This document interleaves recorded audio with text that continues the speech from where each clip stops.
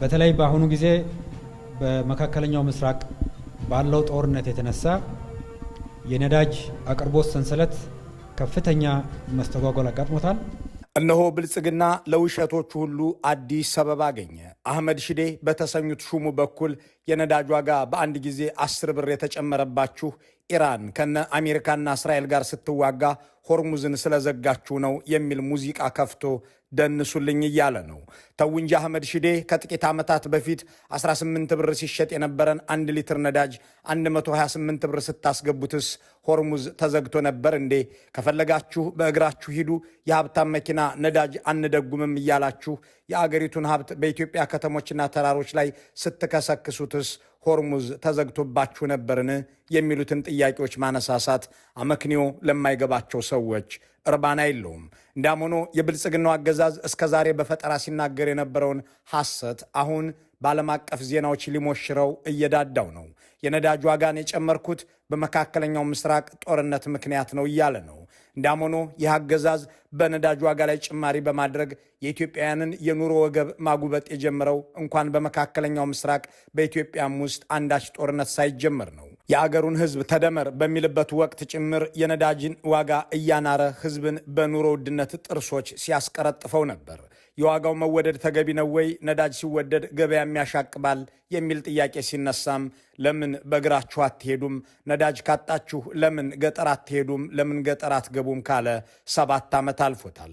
እነሆ ከአዲስ አበባ እስከ ሞያሌ፣ ከመሃል ሀገር እስከ መተማ፣ ከሐዋሳ እስከ አዲግራት ነዳጅ የማይቸግራት ኢትዮጵያ፣ ስለ ነዳጅ ብሎም ሲሰለፍ የማይታወቀው የኢትዮጵያ አሽከርካሪ ተሰልፎም ነዳጅ ማግኘት ከተቸገረ 7 በጋዎች መጥተው ሄዱ። ከዚህ አገዛዝ በፊት በየትኛውም የአገሪቱ አቅጣጫ የሚያሽከረክር ሹፌር ነዳጅ ሲያልቅበት በደረሰበት ከተማ ሲሞላ እንጂ መኪናውን ነዳጅ ጠምቷት ሲቆዝም እምብዛም አይታወቅም። የአገርን ክብርና አቅም በሁሉም መንገድ ለማዋረድ የነገሰው የኦህዴድ ብልጽግና ግን የነዳጅ መደጎሚያን ገንዘብ ለጦርነትና ለተላላኪነት አውሎት ሕዝብ በትራንስፖርት እጦትና ውድነት ይጠበሳል። ለጦርነት ሲባል ለአገር ልማት የተገዛ ነዳጅ ለሰራዊት ማጓጓዣና መደጎሚያ ደግሞም ለድሮን መግዣው አለ ማለት ነው። ለተላላኪነት ሲባል እና IMF ነዳጅ አትደጉም ሲሉት ትዕዛዙን ተቀብሎ ተገበረ ማለት ነው። እናም አገዛዙ ስልጣን ከያዘ በኋላ ለብዙኛ ጊዜ ሰሞኑን የነዳጅ ዋጋ ላይ ጭማሪ አድርጓል። በአንድ ጊዜ የጨመረውም ከ10 ብር በላይ ነው። አገዛዙ ከ7 ዓመታት በፊት ወደ ስልጣን ሲመጣ የ1 ሊትር ነዳጅ ዋጋ 18 ብር ነበር። አሁን ከ132 ብር በላይ ተተኩሷል። ይህ ማለት ከ633% በላይ ጨምሯል ማለት ነው። ይህም በኮምፓውንድ አኑዋል ግሮዝ ሬት በሚለው ቀመር ሲሰላ በየዓመቱ 30 በመቶ ገደማ ይጨምር ነበር እንደማለት ነው። ኢትዮጵያ ነዳጅን መጠቀም ከጀመረችበት ጊዜ አንስቶ በአንድ ዓመት ይህንን ያህል ጭማሪ የተደረገበት ታሪክ የላትም። አገዛዙ አሁን ደግሞ ሆርሙዝ ስለተዘጋ ነው ከማለቱ በፊት የነዳጅ ዋጋን የሚጨምረው በዓለም አቀፍ ደረጃ ያለውን የነዳጅ ዋጋ ከግምት ውስጥ በማስገባት ነው ሲል ነበር።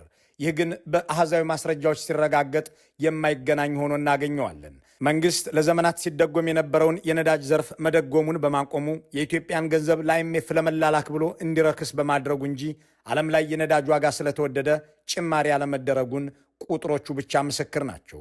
ጥያቄው መንግስት ኮንዶሚኒየም አይገነባ፣ የህዝብ መገልገያ መሰረተ ልማትና ትላልቅ ግድቦች አይሰራ፣ አገር አቋራጭ ድልድይና የባቡር መንገድ አያንጽ፣ የአውሮፕላን ማረፊያና የስኳር ወይም የማዳበሪያ ፋብሪካ አይሰራ፣ ትራክተር አይገጣጥም።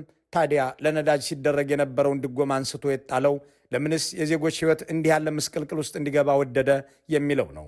ኢትዮጵያ የአፍሪካ ታይገር ያስባላትን ልማት ባቀጣጠለችበት ዘመን ያልቸገራት ነዳጅ ዛሬ ልማት አቁማ ወጣቶቿን ለስደትና ለስራ ፈትነት እንዲሁም ለጦርነት በምትማግድበት ዘመን እንዴት ነዳጅ ቸገራት? እዚህ ጋር አስገራሚ ምክንያቶችን እንሰማለን። ብልጽግና ከጠቅላይ ሚኒስትር ጽሕፈት ቤት፣ ከአዲስ አበባ ፖሊስ፣ ከሪፐብሊካን ጋርድና ከከንቲባ ቢሮ እንዲሁም ከንግድ ሚኒስቴርና ከኦሮሚያ ክልል የተጣመሩ ነዳጅ ነጋዴ ኮንትሮባንድ ሹማምንትን አሰማርቷል። ሌባ ሲሰርቅ ሳይሆን ሲካፈል ይጣላል እንደሚባለውም ሰሞኑን ለጣቢያችን የደረሰ አንድ ሚስጥር አለ። ይኸውም የተመረጡ የብልጽግና ሰዎች ነዳጅ ሲሰርቁ ተያዙ በሚል ሊከሰሱ አሊያም ሊታሰሩ እንደሚችል የሚጠቁም ነው። ከየትኛው መስሪያ ቤት እንዴት ባለ ሁኔታ የሚለውን ከመመልከታችን በፊት ኢትዮጵያውያንን ነዳጅ ያስወደዱባቸው የኢራን እስራኤልና አሜሪካ ተዋጊዎች አሊያም የሆርሙዝ መዘጋት ሳይሆን የብልጽግና መንግስት ነው የሚለውን እናስቀድም። የዓለም የነዳጅ ዋጋ በከፍተኛ ደረጃ አድጓል። ለምሳሌ በትላንትናው ዕለት የነዳጅ የድፍድፍ ነዳጅ ዋጋ ከጦርነቱ በፊት 69 የነበረ ሲሆን የአሁኑ ዋጋው 98 ደርሷል። ዶላር የአንድ በርሜል በዶላር ማለት ነው። ቤንዚን የአንድ በርሜል ዋጋ ከጦርነቱ በፊት 75 የነበረ ሲሆን የአሁኑ የትላንትና ዋጋው 139 ዶላር በበርሜል ደርሰዋል ማለት ነው። አቶ አህመድ ሺዴ እየተንደረደሩ ያሉት የአንድ ሊትር ነዳጅ ዋጋ በኢትዮጵያ ውስጥ ለምን ከ122 ብር ወደ 132 ብር እንዳሻቀበ ለመግለጽ ነው። ይህንንም ተጠያቂው እኛ ሳንሆን የመካከለኛው ምስራቅ ጦርነት ነው ብለው ከጦርነቱ በፊትና በኋላ በማለት እየተነተኑ ናቸው። ከጦርነቱ በፊት በርካሽ ይሸጥ ነበር እያሉም ነው። ጥያቄው ከጦርነቱ በፊት በርካሽ ሲሸጥ እናንተ ለምን በውድ ዋጋ ለአገራችሁ ሕዝብ አቀረባችሁት የሚለው ነው። በእርግጥ ያኔም የነዳጅ ዋጋን የጨመርነው የዓለም ዋጋ ስለተወደደ ነው፣ ለሽያጭ ያቀረብነው ግን በዓለም ዋጋ ነው በማለት ነበር።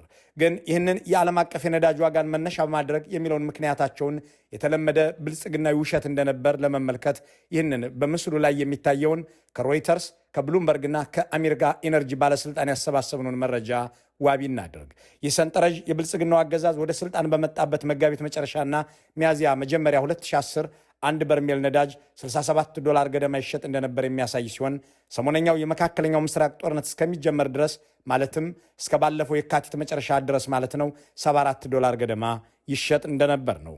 አብይ አህመድ ወደ ስልጣን ሲመጡ ዓለም በ64 ዶላር የሚገበያየውን ነዳጅ ኢትዮጵያ በሊትር 18 ብር ለዜጎቿ ታቀርበው ነበር።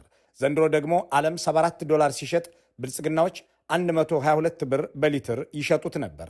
በሌላ አገላለጽ ባለፉት 8 ዓመታት የዓለም የነዳጅ ዋጋ የጨመረው በ9.7% ብቻ ሲሆን ኢትዮጵያ ግን በ577.7% ተተኩሷል። ይህ ማለት በኢትዮጵያ የታየው ጭማሪ ከዓለም ገበያ ጭማሪ በ60 እጥፍ ገደማ ይበልጣል ማለት ነው። በነገራችን ላይ ዓለም ነዳጅን በውድ ዋጋ ይሸጥ በነበረባቸው ዘመናትም ኢትዮጵያ ኢኮኖሚዋ እድገቱ ፈጣን፣ ገበያውም የተረጋጋ ሆኖ እንዲቀጥል ያስቻለው የነዳጅ ግብይት ርካሽ የሚባል ነበር። በኢትዮጵያ ሚሊኒየም ወቅት ከ18 ዓመታት በፊት ዓለም አቀፍ የኢኮኖሚ ቀውስ ተከስቶ አንድ በርሜል ድፍድፍ ነዳጅ ዘይት 177 ዶላር ይሸጥ ነበር። በኢትዮጵያ ግን መሸጫው 1 ሊትር 8 ብር ነበር።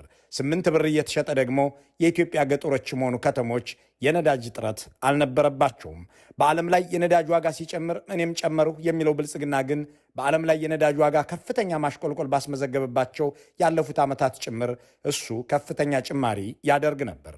በማክሮ ትሬንድ ድረገጽ ላይ ዓለም አቀፉን የነዳጅ ዋጋ ዝርዝር ዋቢ አድርገን ስንመለከት በ2020 እንደ አውሮፓውያን አቆጣጠር የአንድ በርሜል ነዳጅ ዋጋ ከ18 ዓመታት በኋላ ለመጀመሪያ ጊዜ ከ60 ወደ 22 ዶላር ሲያሽቆለቁል የብልጽግናው አገዛዝ ግን ከ19 ብር ወደ 22 ብር የአንድ ሊትር ነዳጅን ዋጋ ጨምሮታል። በ2024 የፈረንጆቹ ዓመትም የዓለም ነዳጅ ዋጋ 11 በመቶ ሲያሽቆለቁል ብልጽግና ግን ከ47 ብር አንስቶ 74 ብር አስገብቶታል። የብልጽግናው መንግስት የነዳጅ ጭማሪ ማድረግና ድጎማን ማንሳት የጀመረው ገና ስልጣን በያዘ በመጀመሪያው መንፈቅ ውስጥ ነበር። በህዳር 2011 ለመጀመሪያ ጊዜ ባደረገው ጭማሪ ከ18 ብር 20 ብር አስገባው። እነዚህን ሁሉ ጭማሪዎች ሲያደርግ የሚቆጣ የህብረተሰብ ክፍል አልገጠመውም። እሱም አሳማኝ ምክንያት አቅርቦ አያውቅም።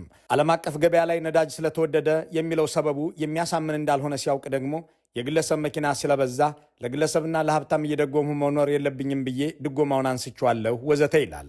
ወደብ ሳይኖረኝ ይህንን ያህል ድጎማ በማድረጌም ልታመሰግኑኝ ይገባልም፣ ከኔ ከድሃው እኮ ይህንን ያህልም አይጠበቅም ሲልም ይደመጣል። ነዳጅ ላለፉት ጥቂት ዓመታት የኢትዮጵያ መንግስት ይሄው ድሃ መንግስት ከሌለ ሀብቱ ከ100 ቢሊዮን ብር በላይ ደጉሟል። ሁላችንም ነዳጅ የምንገዛው ከአረቡ ዓለም ነው ይታወቃል። እኛም ብዙ አፍሪካ ሀገራትም ከገዛን በኋላ ብዙዎቹ ወደብ አላቸው፣ ለወደብ አይከፍሉም። እኛ ለአንድ ሎክድ ነን። ያንን ውሃ ተሸክመን ለማምጣት ብር እንከፍላለን። ይህ በብልጽግና ዘመን የተጀመረ ችሮታ ለሚመስላቸው የአገዛዝ ምዕመናን ጥቂት ማስረጃዎችን እናቅርብ። ኢትዮጵያ ነዳጅ እየደጎመች የኖረችው ከ100 ዓመታት በላይ መሆኑን የንግድ ሚኒስቴር ሰነዶች ማስረጃ ናቸው። አገሪቱ መኪና ማስገባትና መንዳት ከጀመረችበት ዘመን አንስቶ ነዳጅን ስትደጉም ኖረዋለች። ይህንን ሁሉ ዓመት ነዳጅ በራሷ ወደብ ያስገባችውና የወደብ ባለቤት የነበረችው ለ30 ዓመታት ብቻ ነው። ከ80 ዓመታት በላይ የራሷን ነዳጅ እየደጎመች ኢኮኖሚያዊ እድገቷንም እያሻሻለች የተጓዘችም ሀገር ነች። የኢትዮጵያ ምጣኔ ሀብት በተለይም በከተሞች ማደግ በጀመረባቸው በ1940ዎቹና 50ዎቹ እንዲሁም በገጠርም በከተማም ከፍተኛ ትራንስፎርሜሽን ተከናውኗል በሚባልበት በ1990ዎቹና ከሚሊኒየሙ ወዲህ ባሉት 10 ዓመታት ኢትዮጵያ የነዳጅ ወጪዋን ትደጉም ነበር። አገር ሰላምና ልማት ካለው የሚሸጠውና የሚቀበለው ነገር ይኖረዋልና ነዳጅ መሸመትና መደጎም ኢትዮጵያን ለሚያህል አገር ከባድ ሆኖ አያውቅም። ደግሞም ይህ በኢትዮጵያ ብቻ የሚካሄድ ነገር አይደለም። እንደ ኤርትራ ያሉ ደቃቅ አገራትም ሆኑ እንደ አሜሪካ ያሉት መንግስታት ነዳጅን ደጉመው ለህዝብ ያቀርባሉ። ታሪካዊም ሆነ ዓለም አቀፋዊ ምክንያቱ ይህ ከሆነ ታዲያ የብልጽግና መንግስት የነዳጅ ዋጋን መጨመር ለምን አስፈለገው? ድልድይ የማይሰራ ልማት የማይገነባ ባቡር የማይዘረጋ ፋብሪካ የማያቆም ለነዳጅ ይሰጥ የነበረን ድጎማ አንስቶ የተወሰደው የሚለው መሰረታዊ ጥያቄ ነው። የህዳሴ ግድብ 65% ተጠናቆ የተሰጠው የተጀመሩ የልማት ስራዎችን በሙሉ ያቆመ ሪዞርትና መናፈሻም ለምን የሰራሁ እንጂ ከህዝብ አልወሰድኩም የሚል የብልጽግና አገዛዝ ምን ወጪ አጋጥሞት የአገሪቱን ገንዘብ የት አድርሶት ይህንን ያህል የነዳጅ ዋጋ ሰማይ ጠቀስ ሆነ የሚለው ቁም ነገር መመለስ ይኖርበታል። ይህንን ለማብራራት ነዳጅ የተወደደው የግል መኪኖች ቁጥር በመብዛታቸው ነው የሚለውን ተራ ምክንያት መንደርደሪያ እናድርገው። በሚመለከት ሰፋ ያሉ ጥናቶች ለማድረግ ሞክረን ነበር። ኢትዮጵያ ውስጥ ዛሬ 1.5 ሚሊዮን ገደማ መኪናዎች አሉ። የለውጡ ጊዜ ከነበረው እጥፍ ሆኗል ማለት ነው። ነገር ግን አሳሳቢው ነገር ኢትዮጵያ ውስጥ ካሉ መኪኖች ከ355,000 መኪና በላይ አውቶሞቢሎች ናቸው። 2 ቁጥር መኪና የግለሰብ መኪኖች ናቸው። የብልጽግናው መንግስት የነዳጅ ድጎማን ማንሳት የጀመረው ገና ስልጣን በያዘ በመጀመሪያው መንፈቅ ሲሆን ያ ዘመን ማለት ደግሞ ለምዕራባውያን ለመታመን እነሱ የሚወዱትን የሚያደርግበት የዓለም ባንክና አይኤምኤፍ የእናቴ መቀነቶች ናቸው የሚልበት እነዚህ እናት ናችሁ የተባሉት ተቋማትም እነሱ ጋር ይሰሩ የነበሩ ኢትዮጵያውያንንና አንዳንድ ፈረንጆችን በኢኮኖሚ አማካሪነት ለብልጽግናው አገዛዝ ደሞዝ ከፍለው ያስገቡበት ወቅት ነበር። ምዕራባውያኑም ሆኑ የእነሱ ፖሊሲ ማስፈጸሚያ ናቸው የሚባልላቸው እና አይኤምኤፍ ደግሞ ለመንግስታት ብድር ወይም እርዳታ ለመስጠት ከሚጠይቋቸው ቅድመ ሁኔታዎች አንዱ ለህዝብ የምታደርጉትን ድጎማ አንሱ የሚል ነው። ይህንን ቅድመ ሁኔታ የሚያስቀምጡትበት ምክንያት ደግሞ መንግስታቱ እንደ ነዳጅ ያሉ ሸቀጦችን የሚደጉሙ ከሆነ ወጫቸው የሚበዛም ከሆነ ብድራቸውን ሊከፍሉን አይችሉም የሚል መሆኑን ሪቻርድ ፒት ያልተቀደሱ ስላሴዎች ወይም አንሆሊ ትሪኒቲ ሲል አይኤምኤፍን የዓለም ባንክንና የዓለም ንግድ ድርጅት አሰራርን በተነተነበት መጽሐፉ ያስቀምጣል። እናም የብልጽግናው አገዛዝ በ2011 እና በ2012 ዓ.ም በነ ሪቻርድ ሆስማን እየተመከረ አገር በቀል የኢኮኖሚ ማሻሻያ ላደርግ ነውና ገንዘብ አበድሩኝ ብሎ ለመጠየቅ በር በሚያንኳኳበት ወቅት በና አይኤምኤፍ ፊት ቅቡል ለመሆን የነዳጅ ድጎማን በፍጥነት ማንሳት ጀመረ። የጠየቀውን ያህል ባይሆንም እና ዓለም ባንክ የተወሰነ ገንዘብ ከሰጡት በኋላም ያችኑ ገንዘብ ድሮንና ታንክ ገዛባትና በ2013 ዓ.ም ሻቢያንም ራሱንም አስታጥቆ ጦርነት ከፈተ። በዚህ ጊዜ ዓለም አቀፉ ማህበረሰብ ማውገዙን አንዳንድ ቀባዎችን ማድረጉንና እና አይኤምኤፍ ብድርና እርዳታ ማቋረጣቸውን ገፉበት። እናም የገንዘብ ችግር ውስጥ የገባው አገዛዙ የአዲስ አበባና መሰል ከተሞች ልሂቃንና አንዳንድ ነዋሪዎች ደግሞ ጦርነት እንዲቆም ከመጠየቅ ይልቅ ግፋ ብለው የሚሉበት ነበርና ጦርነት የሚቃወሙ ሰዎችንም የሚያሳድዱበት ወቅት ነበርና ይህንን አጋጣሚ ተጠቅሞ በዜጎች ላይ ዋጋ በመጨመር ለጦርነት የሚያስፈልገውን ግብዓት መሰብሰብ ጀመረ። ከእነዚህ መንገዶች አንዱ በነዳጅ ዋጋ ላይ ጭማሪ ማድረግ ነበርና በአንድ ጊዜ ከ31 ብር ወደ 47 ብር አሳደገው። በዚህ ወቅት ዘ ኢኮኖሚስት እንደዘገበው የመከላከያ በጀት ወደ 87 በመቶ ያደገበት ወቅት ነው። ስለዚህ ከ2013 እስከ 2016 ድረስ በነበረው ጊዜ መንግስት ስትራቴጂካዊ ሸቀጥ ከሚባለው ነዳጅ ላይ ድጎማውን ያነሳው መሰረተ ልማት ሊሰራ ወይም መኖሪያ ቤት ሊገነባ ሳይሆን ጦር መሳሪያ ሊሸምትና ሰራዊት ሊያሰለጥን ነው ማለት ነው። ከ2016 መጨረሻ አንስቶ ግን የነዳጅ ድጎማ በብዛት የተነሳውና በየሩብ ዓመቱ ብዙ ዋጋ እየተቆለለበት እንዲቀጥል የተደረገው የአይኤምኤፍንና የዓለም ባንክን ትዕዛዛት ለመፈጸም ነው። እነዚህ የፋይናንስ ተቋማት ለየትኛውም መንግስት ብድር ሲሰጡ ከሚያስቀምጧቸው ቅድመ ሁኔታዎች መካከል እንደ ነዳጅ ያሉ ሸቀጦችን መደጎምህን አቁም የሚለው ዋናው ነው። ይህንን ደግሞ ብልጽግና አስቀድሞም ሲጠይቀው የነበረ ነውና እንኳን ደስ አላችሁ ብሎ የኢኮኖሚ ማሻሻያ ያደረጉህ ባለ ወቅት ሐምሌ 21 2016 ይፋ አደረገው። ህዝቡ የራሱን ነዳጅ እየገዛ ይቀጥላል እንጂ መንግስት ሊሸምትለት አይችልም ወደሚል ድምዳሜ የተጓዘው የብልጽግናው መንግስት ድጎማውን አንስቶትም ነዳጅን በቅጡ ማቅረብ አልቻለም። በማደያዎች ነዳጅ ጠፋ እየተባለ በአዲስ አበባ ውስጥ በአንድ ወይም 2 ቦታዎች ግን ነዳጅ አይቸግርም። በተለያዩ የአገሪቱ ክፍሎችም ነዳጅ ከማደያዎች ውጪ ሲሸጥ ይውላል። ጥያቄው እነዚህ ማደያዎች ነዳጅ የሚያገኙት ከየት ነው? ከዋናዎቹ ጣቢያዎች ያለው ነዳጅስ የት እየሄደ ነው የሚለው ነው። የመጣሁት ከሰበታ ነው። ከሰበታ ጀምሮ እስከዚህ ቶታል 3 ቁጥር ማዞሪያ ላይ በጣም ረጅም ሰልፍ ነው። ማቆሚያው እንኳን የለም። ከዛ ነው የመጣሁት። እዚህ ያለ ሲባል እዚህ ይኸው ስንት ሰዓት ነው የቆምኩት? የለም። አሁን እንደውም ይኸው አንሱ እያሉን ነው። ማቆሚያ እንኳን ቦታተን ማለት ነው።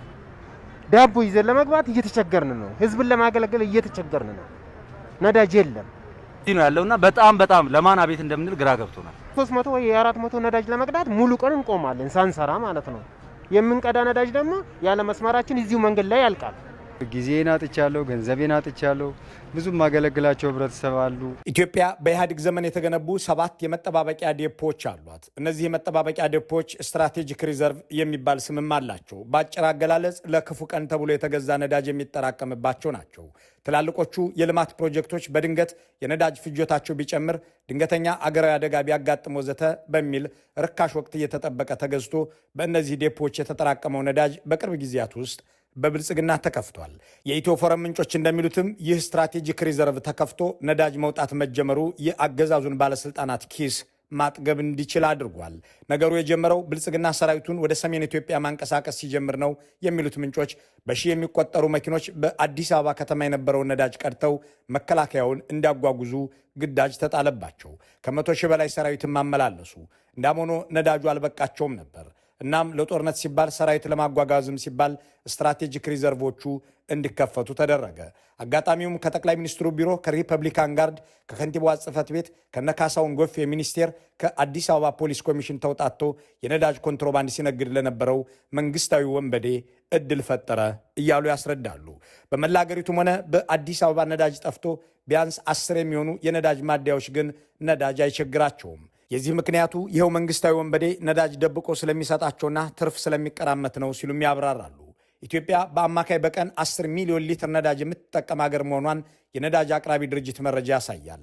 ይህንን የሚታወቅ ፍጆታዋን ማሟላት ተስኗት ስለምን በየወሩ ወይም ከዚያ ባነሰ ጊዜ እጥረት ይፈጠራል? ደግሞስ በኮንትሮባንድ በብዙ ሲሸጥ መገኘቱ ለምንድን ነው የሚል ጥያቄ ያቀረብንላቸው አንድ የድርጅቱ የሥራ ኃላፊ ይህንን እጥረት ባለሥልጣን ሰራሽ ይሉታል። አሁን እንደ ማንኛውም ሲካፈል እንደሚጣላ ሌባ ከአዲስ አበባ ከፌዴራል ፖሊስ ከኦሮሚያና ከጠቅላይ ሚኒስትሩ ቢሮ ተጋምዶ ነዳጅ ሲነግድ የነበረ ባለስልጣን ሁሉ እንዳልተግባባ ተሰምቷል። የኢትዮ ፎረም ምንጮች እንደሚሉት ምናልባትም ከአዲስ አበባ ፖሊስ ኮሚሽንና ንግድ ሚኒስቴር ወይም ከሌላ መስሪያ ቤት በዚህ ሰበብ እርምጃ ተወሰደባቸው የሚባሉ ሰዎችን ስም ልንሰማ እንችላለን። ለነገሩ ፍንጭ የሰጡት አህመድ ሺዴም የነዳጅ ዝርፊያው በመንግስት ባለስልጣናት እየተከናወነ መሆኑን ጠቁመው እርምጃ እየተወሰደ ነው ሲሉ በገደምዳሜ ተናግረዋል። በዚህ ህገወጥ የግብይት ሰንሰለት ላይ የተሳተፉ አካላት የመንግስት ተቋማትንም ጨምሮ እና በዚህ ላይ ተሳትፎ ያላቸው አካላትን ወደ ህግ ቁጥጥር ስር የማዋል ስራ ተጀምሯል። ይሄ ስራ በቀጣይ ተጠናክሮ የሚቀጥል ነው የሚሆነው። ከፍተኛ ባለስልጣናቱ ወደ ማደያዎች ነዳጅ እንዳይገባ ያደርጉና በጀሪካንና በሌሎችም ፕላስቲኮች በየመንደሩ በብዙ እጥፍ እንዲሸጥ ያደርጉታል። ይህንን በማድረግ በ2 እና በ3 ቀናት ውስጥ ብቻ ሚሊዮነር የሚሆኑ ባለስልጣናት አሉ የሚለውን የሚያውቁ አንድ የነዳጅ አቅራቢ መስሪያ ቤት ኃላፊ እነዚህ ባለስልጣናት ደግሞ በቀጥታ ሳይሆን በወንድም በአጎት ልጅና በመሰል መንገዶች የሚፈጽሙት ነው። ለዚህም በተለይም ከሱሉልታው ስትራቴጂክ ዴፖ ለአስቸኳይ ጉዳይ እየተባለ በእነዚሁ ባለስልጣናት አማካኝነት ከዚህ ቀደምም ነዳጅ ይወጣ ነበር ይላሉ። ይህ ጉዳይ ለጠቅላይ ሚኒስትሩ ቢሮና ለጸጥታ ተቋማትም ሪፖርት መደረጉን ይገልጹና የተናበበ ዘረፋ ስለሆነ ችግሩን የሚፈታ እርምጃ ይወሰዳል ብለን አናስብም ሲሉ ያክላሉ። መልካሙን ሁሉ በመመኘት በዚሁ እንሰናበታለን።